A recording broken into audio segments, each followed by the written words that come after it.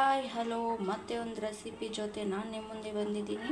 Soybean gravy ತುಂಬ ಚೆನ್ನಾಗಿರುತ್ತೆ ನೋಡಿ. ನಾನು ಇವತ್ತು ಮಾಡ್ಕೊತಾ ಇದ್ದೀನಿ.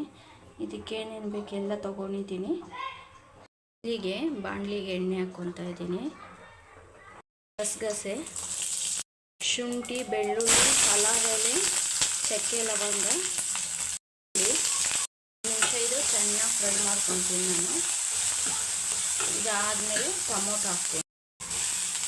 ಟೊಮೊಟೊ ಒಂದು 5 ನಿಮಿಷ ಚೆನ್ನಾಗಿ ಫ್ರೈ ಮಾಡ್ಕೊತೀನಿ. ಇವಾಗ ತೆಂಗಿನಕಾಯಿ ಹಾಕ್ಕೊತಾ ಇದ್ದೀನಿ. ಪುದೀನ ಕೊತ್ತಂಬರಿ ಹಾಕ್ಕೊಂಡಿದ್ದೀನಿ ಸ್ವಲ್ಪ. ಇದನ್ನೆಲ್ಲ ಇವಾಗ ಫುಲ್ ಮಿಕ್ಸ್ ಮಾಡಿಕೊಂಡು ಮಿಕ್ಸಿಗೆ ಹಾಕ್ಕೊಬೇಕು.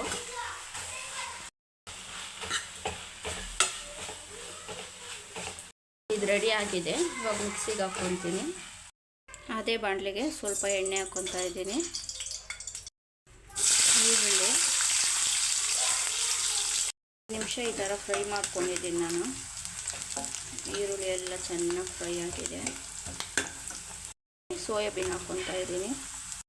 ಇದನ್ನು ಚೆನ್ನಾಗಿ ಫ್ರೈ ಮಾಡ್ಕೊತೀನಿ. ಅರಿಶಿನ ಪುಡಿ ಹಾಕ್ಕೊತಾ ಇದ್ದೀನಿ ಸ್ವಲ್ಪ. ಧನಿಯಾ ಪುಡಿ, ಒಂದು ಚಿಕನ್ ಮಸಾಲ ಹಾಕ್ತಾಯಿದ್ದೀನಿ. ಗರಂ ಮಸಾಲ, ಖಾರದ ಪುಡಿ ಹಾಕ್ತಾಯಿದ್ದೀನಿ. ಇದೆಲ್ಲ ಚೆನ್ನಾಗಿ ಮಿಕ್ಸ್ ಮಾಡಿಕೊಂಡು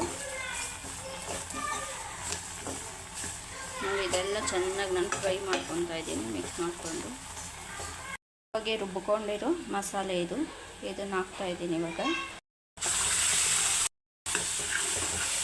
ಸ್ವಲ್ಪ ನೀರು ಹಾಕ್ಕೊತಾ ಇದ್ದೀನಿ. ಜಾಸ್ತಿ ಬೇಡ, ಗಟ್ಟಿಯಾಗಿದ್ದರೆ ಚೆನ್ನಾಗಿರುತ್ತೆ ಇದು ಗ್ರೇವಿ.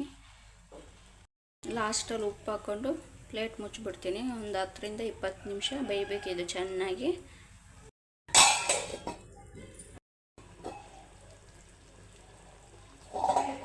ನೋಡಿ ರೆಡಿ ಆಗಿದೆ. ಇವಾಗ